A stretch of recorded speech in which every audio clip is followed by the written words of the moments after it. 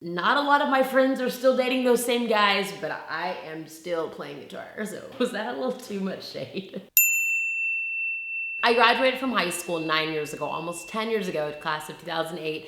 We got our caps and we got our gowns and we graduated. But I'm only 25, so I still feel like I'm kind of young and kind of cool and kind of hip, and I know what all the kids are talking about on Snapchat. I want to share with you all 3 things I learned while I was super single in high school. Now, I will say this as a disclaimer. I know for a fact that there are some amazing couples out there whose lives have just worked out so beautifully, and they also happen to be high school sweethearts, but their stories are not mine, so I cannot tell you all their experiences. You'll have to go and check out their experiences, but I did not date in high school, and there may be someone out there that you're not dating in high school, you don't want to date in high school, or you do want to and it hasn't happened, and maybe this video can be encouraging to you. So I did not date in high school. I didn't have a boyfriend or a prom date or anything in high school, and I certainly didn't date in middle school or elementary school or pre-K because I had other things to do, like focus on being a minor.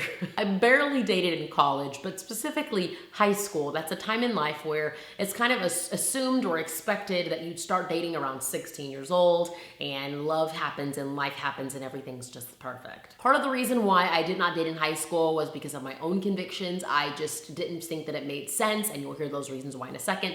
And then another of also adding to that is because my parents were just very open with my sister and I about just wanting us to be intentional with everything that we did in our lives, and I knew that I was not ready for a long-term relationship at 15 or 16 years old, so I didn't think that it made sense for me to jump into a short-term relationship because that just seemed like heartbreak, and a long-term relationship, I wasn't ready for it, so dating just simply didn't make sense to me. So one of the first things that I learned by not dating in high school was self-control. Just because I didn't date in high school does not mean that I did not find guys attractive in high school. I remember one of the first times where I kind of started to like a guy, and just in general, I noticed that guys were attractive, and not just like, oh wow, that's something that God made, it's beautiful. But this was the first time where I was like, wow, okay, cool.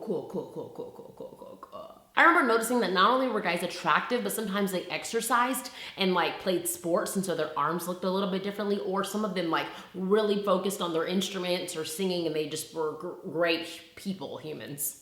Except when I would notice these things, I didn't all of a sudden go and date those guys. And I'm glad that I did not, because it taught me that just because a guy is attractive and like-minded and is a nice human being, that I don't have to go and sweep him up and grab him before someone else does. It took away a lot of the anxiety of trying to rush to get somebody and feeling like I'm gonna be alone forever if I don't. Imagine if the only kind of food that you ever eat is fast food. Now, if you follow me on social media, you know that I unashamedly have my favorite taco place, but that is all in moderation. Now imagine if you only eat fast food. You learn how to, when you're hungry, you just swing through that drive-thru, and within 10 minutes, maybe even 5 minutes, sometimes even 3 minutes, you can get exactly what your heart wants. Now, the food's good, the food's great, but maybe it's not the absolute like hardcore thought out meal from the local restaurant where you like have to sit down and wait half an hour. The mentality that you will have is, when I want what I want, I can just go and get it. It's gonna come to me fast, it's gonna come to me quick, it's gonna be cheap, it's gonna cost me $1 or $2, and I barely even have to work to make $1 or $2. I can find that in the cushions of my couch.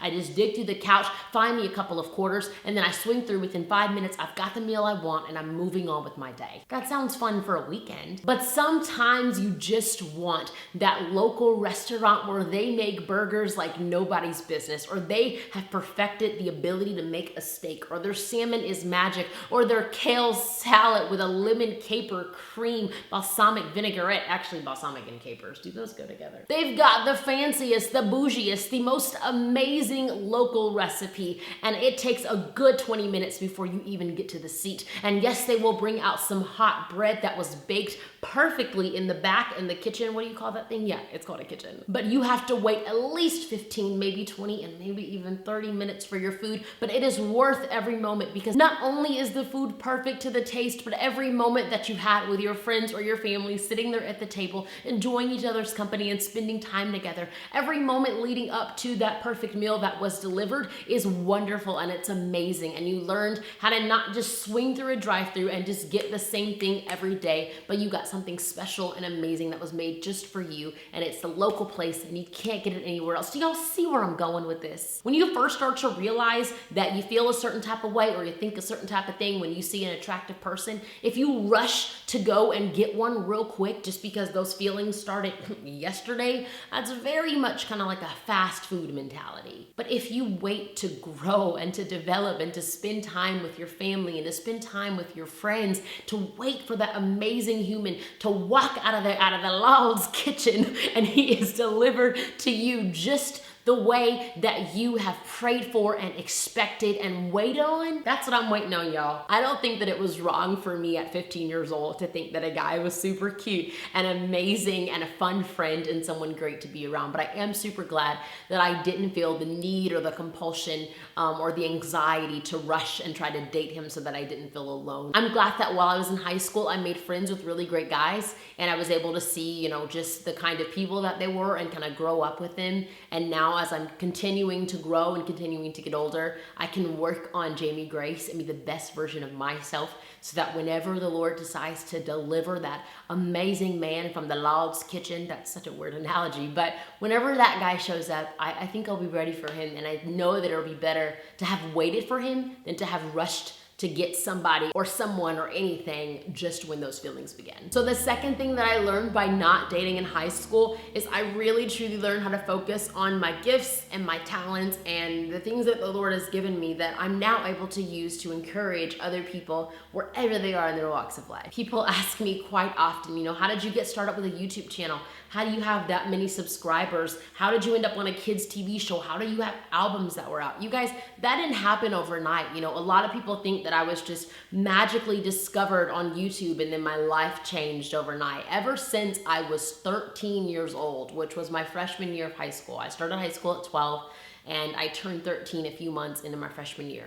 Ever since I was 13 years old, I've been working like a crazy person on my YouTube channel, on my music, on my songs and everything, and they weren't always that good. Like some of my songs are awful, some of my videos are the worst, but I've been working really, really hard ever since I was a kid for over 11 years, trying so hard to invest into the Jamie Grace that you all see today. I'm not telling you guys what to do at what age or what not to do at what age, but I can certainly say that when a lot of my friends were going on dates at 13, 14, 15 years old, I was learning how to play guitar, and not a lot of my friends are still dating those same guys, but I am still playing guitar, so was that a little too much shade? And the third thing that I learned by not dating in high school, I learned so much about Jamie Grace Harper. And that, by the way, is me, in case you didn't know. A lot of times when people go through breakups, they say, you know, I learned so much about myself, or I learned so much about life and dating, and I'm glad I went through that experience. And that's true, no matter what experience you go through in your life, whether you're proud of it or not, you will always learn something from those experiences. So I can definitely say that you don't have to date to learn about yourself. You don't have to date to learn who you are, what you want, and what you don't want. I've been on dates with guys before, and they have said things, and I say they because it's happened more than once, and I have to pray that the Lord holds my tongue because it stresses me out. But guys have told me on dates before, oh, you don't know about that because you haven't dated very much. I actually do know exactly what I want and what I don't want. And the things that I don't know what I want, it's because the Lord has got that taken care of. And I don't have to try to go out and get a man or get a boyfriend or get my heart broken or break his heart just so that I can learn how to go about my day from here on out. You can learn so much about yourself in the moments where it's just you and the Lord, where you're praying, where you're listening to encouraging music, where you're reading the Bible. You can learn so much about yourself and the way that you are in relationships by the time that you spend with your parents, the time that you spend with your siblings, and the time that you spend with your friends. And you can learn so much about yourself by the time that you spend with yourself. Now, I don't mean, okay, everybody go lay out in the grass and giggle to yourself and see what you learn, but you don't have to try to get a boy or to date somebody or to get your heart broken or to break his heart just to learn more about yourself. I've never had a boyfriend, and I know a whole lot about this girl. And a lot of it's from a lot of crazy experiences. but I learned a lot. So those are 3 things, not all the things, but those are 3 things that I learned by not dating in high school. Now, if you want me to talk about anything else about dating or high school or anything else, just leave it in the comments below. I would love to include it in one of these random Monday videos. Make sure you subscribe to my channel. Every Wednesday is a episode of The Jamie Gray Show, and then it's continued on Thursday, Friday, and Saturday in my podcast called The Jamie Gray Show.